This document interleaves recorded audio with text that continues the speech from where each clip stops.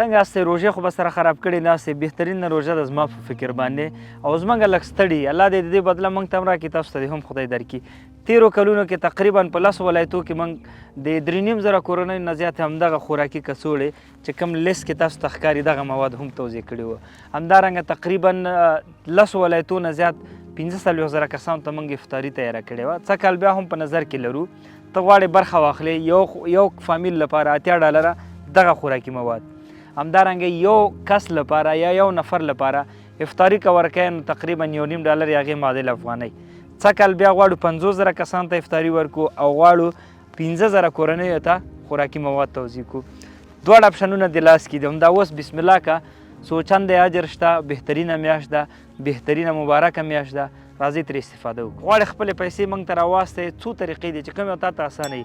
UK اکاونټ درته په سکرین ښکاري، په واتساپ باندې په دغه نمبر رابطه وکړه، ویسټرن یونین، منیګرام، ریا یا نورې کومې طریقې دي، زه به نوم درته درواستوم، یا ساده حواله کابل ته یا نورو ولایتو ته، تا ته چې کوم یو اسانه وي. بسم الله که همدا اوس موږ مو خدمت کې